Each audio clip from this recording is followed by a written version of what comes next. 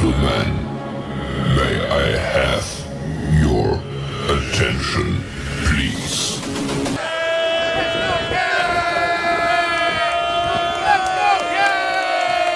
The show starts in 3, 2, 1, go.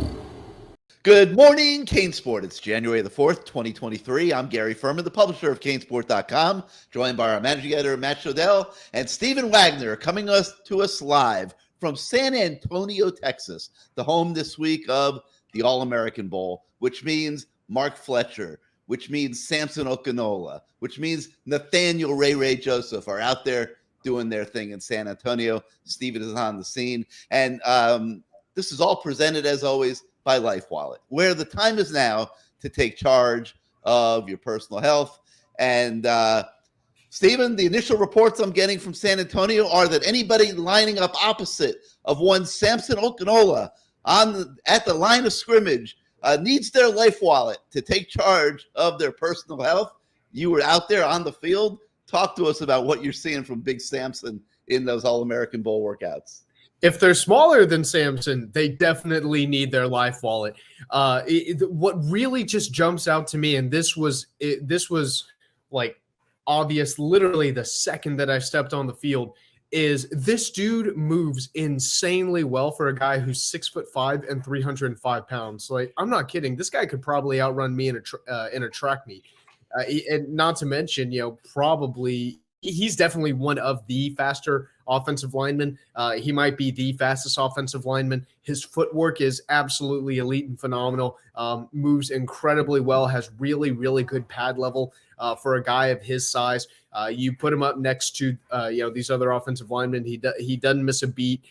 He's another monster up there on the offensive line. And, for any linebackers who are going to get blocked by him, look out. Seriously, look out. I would not want to be a linebacker that's going to end up getting taken out by Big Samson.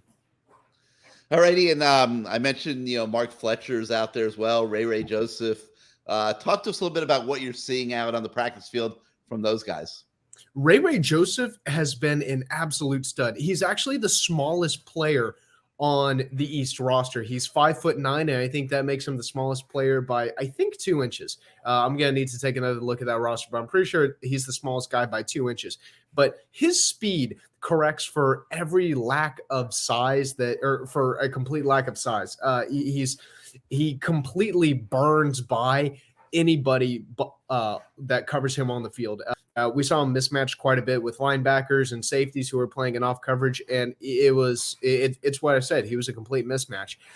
These guys straight up did not have the speed to cover Ray. They didn't have the quickness. They didn't have the hips to be able to guy who can change direction like Ray. And whenever they used him on things like drive routes, shallow crossers, deep crossers, it was something where, unless you're going to be playing zone coverage and you're going to have a guy sitting there on the other side of him and you're going to make him go across multiple zones to get open, it's a complete mismatch.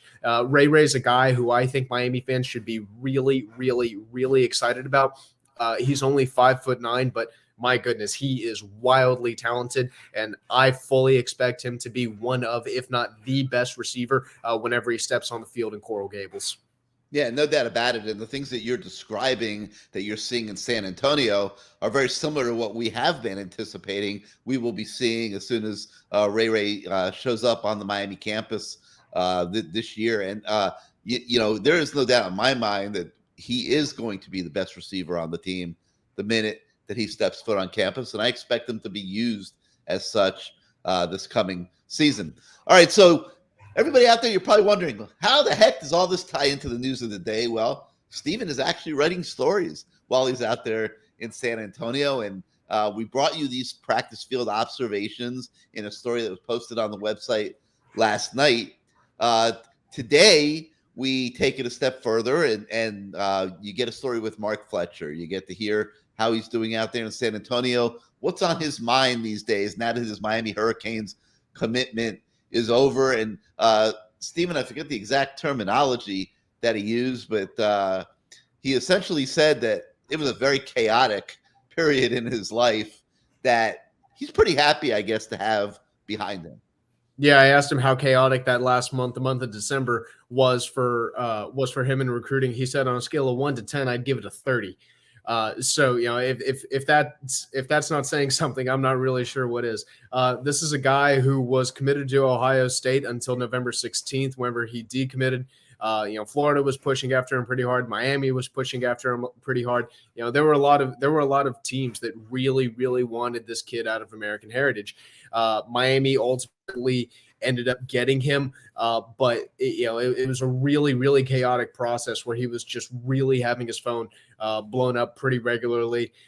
He told me, whenever he was a freshman in high school, he was really excited for the whole idea of a recruiting process, and he loved the idea of having all of these different schools after him. But he knows that as it kind of came down to crunch time, and you get to the point where it's like, all right, the time is now to make a decision that's going to affect you for the rest of your life.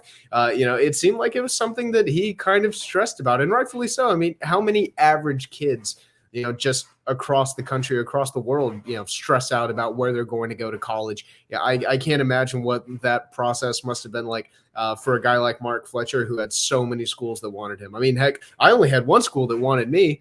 So I didn't have any pressure. I can't imagine what Mark must be going through. Well, you know what? And if you turn on your TV on Saturday to watch the All-American Bowl game, don't be surprised if Mark Fletcher's not going crazy out there. This is not going to be a game that necessarily will be earmarked for the running backs, because the O-lines can't really develop any chemistry with each other and really open up massive holes and things like that. They're pretty evenly matched with the D linemen, and these things turn into a passing game fest without question. Ray Joseph, don't be shocked if you see him going absolutely insane out there on Saturday when the game takes place. Now, Stephen, we're going to stay with you because there's another story we have on the website today from San Antonio, and we thought it would be an interesting story to do. So some people may not like it since he's not a Miami signee, but we did have an extensive conversation with Brandon Inniss, and it was for a number of reasons. We wanted to talk to him about how tight was it down the stretch? Was Miami, which was coming really, really hard, able to put any doubt at all in his mind? What was the reason that he's going to Ohio State? Why is Ohio State having so much traction with these South Florida receivers? Jeremiah Smith, who we do have a story also on the website today, because Miami is continuing to recruit him extremely hard. But a week before signing day, a week before Brandon Inniss actually signed with Ohio State, Jeremiah Smith, who's a 5-star from Hollywood Chaminade, committed to the Buckeyes, to Coach Brian Hartline. So, Stephen, after talking to Brandon Inniss, what is Brian Hartline doing that is allowing him on a regular basis here to come down to South Florida and take the best wide receiver talent to Columbus, Ohio? The key word here is development.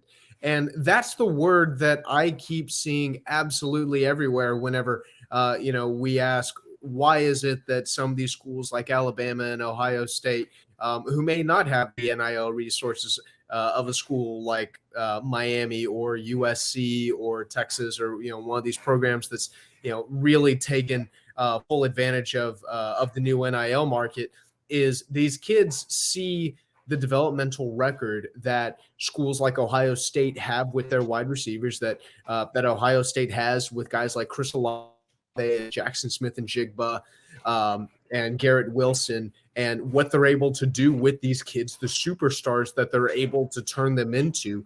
And Brandon Inniss said, I feel like that's the school that's going to help me reach my goals in the best way and the fastest way. He's a guy who definitely has NFL hopes and dreams. And if he stays on this path in his development and his continues to ascend, he probably will be an NFL talent eventually. And you buy this kid recruit, in absolutely incredible talent right there in Miami's backyard, who had Miami, what is it, like 30 minutes down the street from him, or even less than that. I'm still familiarizing myself. About 30. Yeah. 30's right. you've got Coral Gables right there down the street, and this kid chose Ohio State. And you see what Ohio State's able to do with their receivers, and the reputation that Brian Hartline has in developing these receivers. And frankly, Miami at the moment is unproven in that regard. You know, Mario Cristobal's just getting his feet wet in recruiting. Ryan Day's had 4 recruiting classes to fully call his own at this point, and he's already proven that he can get guys into the league. Miami's in a rebuild. They're still turning the program around. Ohio State is not. Ohio State has a product that they can show you. They've got proof that they can point to and say, we can make you like that guy.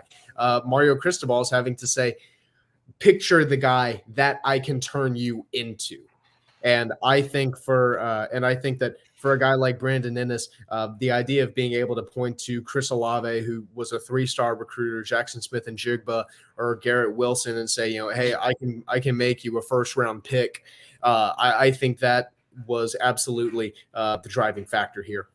So you mentioned development, okay? And this is something for Mario Cristobal to look at, unquestionably, because here you have a kid from South Florida who thinks that he has to go to Columbus, Ohio to get developed, okay? And that means that you have a flaw in your program at Miami. Now, in fairness to Mario, he's only been here 1 year. He hired the Broyles Award winner from Michigan.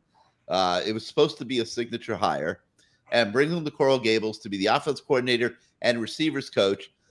The kids aren't buying it, okay? Let's be honest. And I'm not lining up pro or against Josh Gaddis, but, you saw Hakeem Williams go to FSU to play for Ron Dugans. I mean, you saw Inniss go to Ohio State. Miami did win, obviously, on Ray and Robbie Washington. But then Jeremiah Smith goes and commits to Ohio State with a full year of recruiting ahead of him. And Azumi Charles, who did the story on Jeremiah, asked him point blank why he decided to commit elsewhere. And this was his quote, and you'll read it in the story. A lot of us want to stay home, but guys want to get developed. Miami can do the same thing, but you've got to see it first, okay? So I think there's a message there, okay? Nobody was impressed with anything they saw from the receiver position last year. Colby Young, he flashed a little bit for a couple games, and for the most part, for 3/4 of the season, didn't get much done. Xavier Restrepo was hurt. You could go on and on. Frank Latson didn't do much. Michael Redding. Jacoby George was hit or miss week to week. There just wasn't a lot at the receiver position to get excited about. So, Matt Shodell, since I understand how difficult it has been for you to sit there silently for 13 minutes. It was a pleasure. 13 minutes and 5 seconds. You have sat there very quietly listening to the greatness coming from Stephen with a few little contributions from myself, not many. It is now your turn to speak, my man. And what I want to hear from you is your thoughts on this developmental topic at Miami at receiver. And the kids are being very clear what they are looking for. How does Miami deliver that, Matt? Well, first of all, I did spend the 13 minutes rewatching last night's ESPN Cormani McLean interview over and over again. And I slowed it down. I paused it. I went in slow-mo. He never looks at the ESPN reporter. When the ESPN reporter says, what schools are in the mix, he just sort of chuckles to himself and barely mutters Miami. The whole thing was bizarre. I don't like it, man. Adds another chapter. It just adds another chapter to this amazing, wonderful story that we've all been following. He's going to sign January the 19th. This is how crazy it's gotten. People are now speculating that based on that interview, he actually did sign somewhere in December, and he's announcing it January 15th because otherwise you can't sign January 15th. He signed financial aid papers. No, maybe Cormani McLean's mother has signed a deal with the NCAA where he's actually allowed to sign January 15th. Maybe she'll tell a reporter that tomorrow. I don't know, because it's the only thing that makes any sense. Either he signed somewhere in December and is announcing it January 15th, or they don't understand how signing works, because there is no opportunity to sign a binding NIL NIL, a binding letter of intent, LOI, on January 15th. That opportunity does not exist. I'm sorry, Mrs. Cormani mom, whatever you want to call it. I don't know if her last name is McLean or not, whatever. Cormani mom, I'm sorry. It doesn't work that way. As for development, I don't know why we're only talking about receivers. Like, it's not about developing receivers. It's about developing NFL first round, second round draft picks. That's really the coded message you're getting. It's not, oh, I want to see a guy who had 0 catches get 8 catches, then 15 catches, then 30 catches. No. These guys want to see players make money in the NFL. That's where the big money remains. You can make your 50 grand from Mr. Ruiz and company. You can make your 100 grand maybe from Mr. Ruiz and company, but your $30 million, $50 million, $100 million payday, depending on your position and your skill level, is in the NFL, which is why you mentioned Brandon Inniss' story. That's why he went to Ohio State over apparently more money at Miami, because he recognized, look what Hartline did with receivers that aren't even as good as me that have similar skills. My money's in the NFL. So that's what Miami has to show to get Jeremiah Smith, maybe even Josiah Trader, all these guys that are looking at Ohio State. You have to prove that, and it's hard to prove that in 1 year. And Miami's offense did itself no favors. Would you want to be a receiver right now coming to play in this offense? It's not just about development.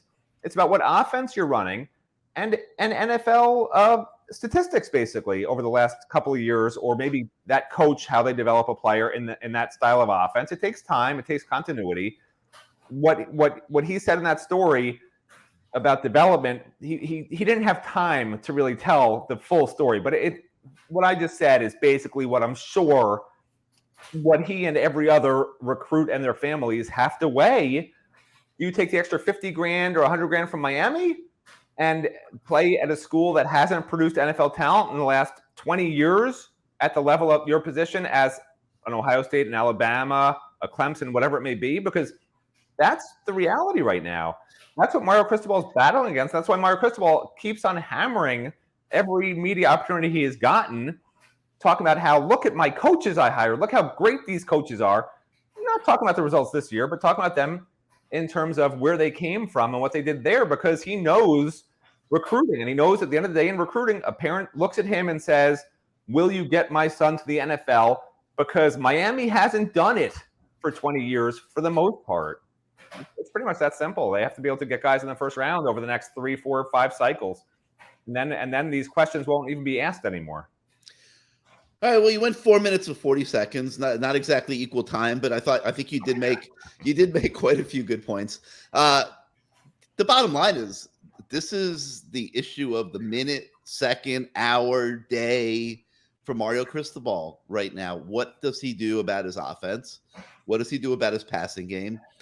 What does he do about Josh Gaddis? Now, I'm a believer that coaches can change. Okay, they understand football. I don't believe that a coach can only coach one type of offense with one set of passing plays. Am I allowed to interrupt at this point? No, not yet. So I don't believe that he has to fire Josh Gaddis to get a different Josh Gaddis in 2023.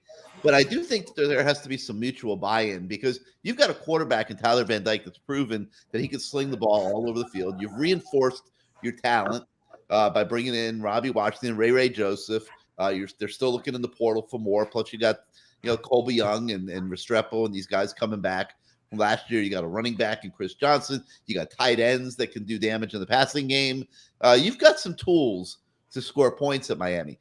The other thing that I thought beat them over the head, if you look at these games down the stretch of college football, was that these teams are scoring a lot of points, man.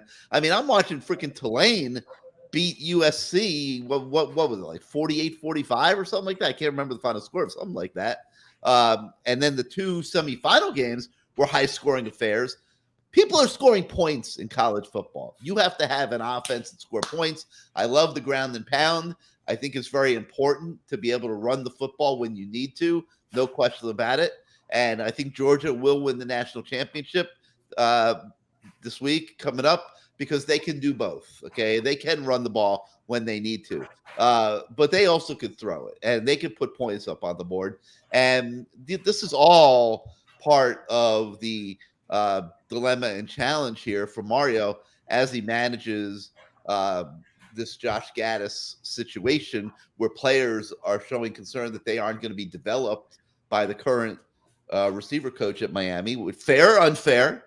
I mean, like I said, this is the Broyles Award winner as the top assistant coach in college football 12 months ago. Is it fair or not fair that he is branded in such a fashion by these young high school kids in South Florida? We can have that debate for hours, but we won't do it because Steven's eyes are shutting on him here this morning. Matt's the wide-eyed guy. Steven, you notice how much wider open Matt's eyes are at 5 a.m. than your eyes and my eyes? Yeah, it's because I wait until after the show to have coffee. Yeah, he's doing something right, man. I don't know if it's that ginger juice he drinks or whatever, but he's definitely doing something right. But anyway, like, it's loud and clear, Matt, that this is a issue. And how Mario deals with this issue, whether it's changing the offense, adding more explosion to it with Josh Gaddis as the OC, changing OCs, I don't know what that answer is going to be, but he's got to find something. Would you agree with that? No. Of course I agree with that. What I don't agree with is this. Coaches change. You said, coaches can change. All coaches can change. Coaches can change if they know how to change. Josh Gaddis proved to us last year he doesn't know how to change. And you know what?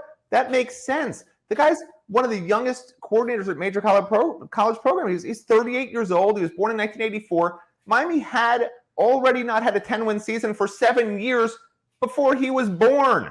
Okay? No, not before he was born. Before he started coaching. He started coaching in 2010. Okay, that's when he started coaching. He's moved around a lot. I think his longest stay anywhere was 4 years. He has all of 3 years of offensive coordinator experience. I think it's 2 or 3 years at Michigan. And he was just a run-heavy play caller in a system that had a great offensive line and great running backs. And guess what? Last year's pass-run ratio, as we feared, was 50-50. And you and I both agreed it should be 60-40 or 70-30. Now, maybe part of that was because they had a couple of quarterbacks who weren't real good passing the ball. But the bottom line is they had no offense that was recognizable as anything anybody would want to play for. I didn't notice Josh Gaddis really changing much. You know, Kevin Steele talked about how he basically put in completely different defenses numerous times, you know. And I think Josh Gaddis tried to talk about that he had a bunch of different offenses, but they all look the same to me, you know. I mean, I've covered football for a long time. I sort of know what different types of offenses look like. It just looked like a lot of 2 tight ends. You know, it was just the same personnel over and over again and just with different guys in it, you know. So anyway, I don't know. Josh Gaddis has not proven to me that he knows how to change and that he knows how to get his best players in position to make the best plays. That's a problem. Maybe he'll prove it to me this year, but I think he's going to continue to go with this 2 tight end, you know, heavy run game, you know, and he'll just hope that Tyler Van Dyke's good enough to keep the chains moving. This is not going to be an exciting, up-tempo, spread everybody out offense. This is going to be a power run with some spread elements, not a lot. Some people will want to say, oh, this is going to be like Alabama's offense. I don't see that. You know, I know everyone wants to run the Alabama offense. But again, like Gary said, can you run the Alabama offense without Alabama players? It doesn't seem like it. And but the other thing I will point out is the Alabama offense has changed from time to time. Yeah, because you have to. But you have to adapt. It's clear to us, Gary, because we covered the team before Josh Gaddis got there. We knew what guys could do what. We knew there were question marks on the offensive line. We knew going into the season, even you and I talked about on this show, that there were talent deficiencies at various positions. We were hopeful the line would be better. We were hopeful that Jaleel Skinner or Elijah Arroyo would become the next great tight end because that's what Josh Gaddis wanted them to be, but they had never done it, which we clearly have said. And the receivers dropping passes, you harped on it ad nauseum about how the receivers were not good enough. Like, we all saw it. Josh Gaddis didn't. He just didn't. Because if he did, he wouldn't have run that. He wouldn't have even tried to run that type of offense. He would have run, move the pocket. Keep your quarterback away from the pressure you know is coming when your O-line's not good enough and your running backs don't know how to block anybody and your tight ends aren't good blockers either. Like, you have to find ways. Rhett Lashley had the same personnel and did not have the problems we saw. He understood what he had to do with a non-mobile quarterback like Tyler, who, by the way, even looked mobile at times with what Rhett did. When you go from Rhett Lashley and what he did with that same exact offense, because they only lost, I think it was 2 guys maybe, to what Josh Gaddis did with the same offense, it's just very disheartening to me. Coaching matters, man. Who's Rhett Lashley a disciple of, Matt? Who's Rhett Lashley a disciple of? Gary Ferman. No. He watches all your shows. He does everything Gary Ferman says to do. And look what happened. He had a great offense, averaged 40 points a game. And, Josh Gaddis is not like Gary Ferman. That was really... Who did Rhett Lashley learn his offense from? Where was he before? Wasn't he from SMU? Sonny? Who was Sonny he? Dykes. Sonny, yeah. Sonny Dykes. Where's Sonny Dykes coaching now? You tell me. TCU. Who's playing for the national title? TCU should not be playing for the national title, first of all. But that's my point. Okay, they have an offensive system that can sustain itself no matter where they go.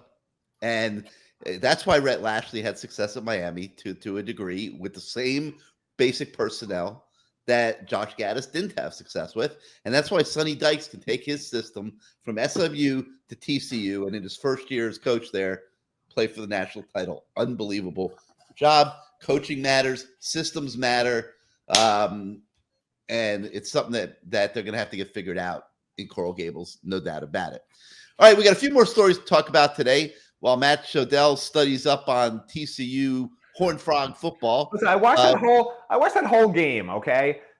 TCU did not win that game, okay? Michigan lost that game. Like, it was embarrassing. Man, how many points did they score to win the game? A lot. I understand. Yeah, they won the game. You score almost 50 points on Michigan and you're TCU, you're winning the game. Yeah, well, I think Michigan gave up, 9 points a game or something heading into it. I understand. Yeah. They put up a lot of points. But at the same time, Michigan wins that game by 28 points 9 times out of 10. They just killed themselves the whole game. They just wilted, This was one of those games that Miami plays where everyone's like, wow, Miami just lost the game. The other team didn't even have to do anything to win. Like, that's how I felt watching it, quite honestly. Well, I want you to spend the rest of the week studying Sonny Dykes' offense. I don't need to watch Sonny Dykes' offense. I got my hands full editing Steven stories. And give us a report at the end of the week. All right, let's hear from our friends at Life Wallet.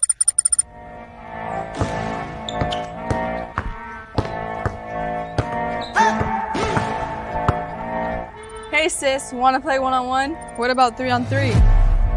Let's do it.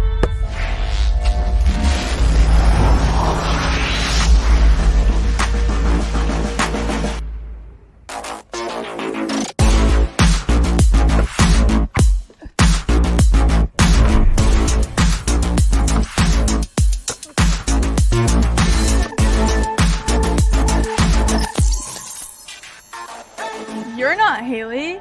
Wait a minute. Life Wallet user not detected. I knew it. Secure your health information and privacy with Life Wallet. Life Wallet. Saving time, saving lives. I don't know if anybody's noticed, but Haley Cavender's trying to take that women's basketball team on her shoulders, man. They've been struggling a little bit, losing some tight games.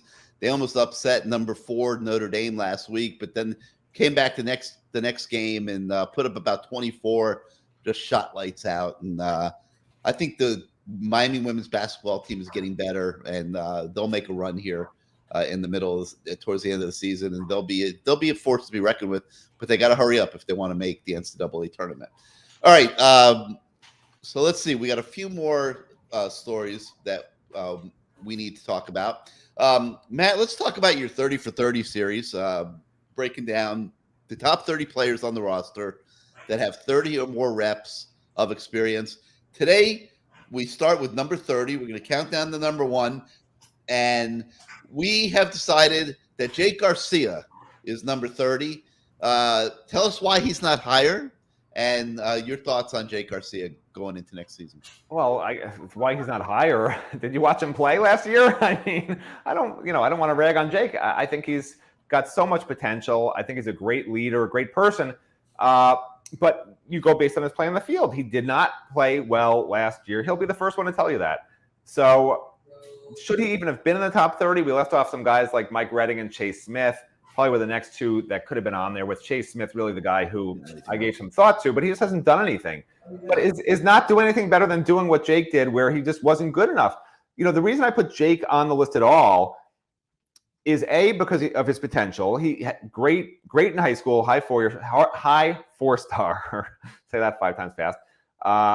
And then his first year at Miami, I thought he was really, really good. He was neck and neck with Tyler Van Dyke, as we talked about. Some in the Miami building thought he was better than Tyler Van Dyke. But then last year, he gets his opportunity. And I honestly think, and I wrote this in the item today, I honestly think that Josh Gaddis didn't do him any favors, because Jake Garcia's strength and what he loves to do is make plays down the field, which is not what Josh Gaddis' offense ever does. You know, we denoted time after time how Josh Gaddis' offense, 80% of the plays were thrown within 10 yards of the line of scrimmage the whole year. He did not like to push the ball down the field. Jake Garcia was put in games where either they were already behind or he was starting or whatever the case is. When they were already behind, he was trying to push it down the field, give the team a chance to win. Offensive line's bad. The way Josh Gaddis sets up the scheme is not good for someone like Jake Garcia. It's just a bad situation. So, you know, some of it was Jake's fault, no doubt. You got to protect the ball. You got to make good decisions. He didn't do that.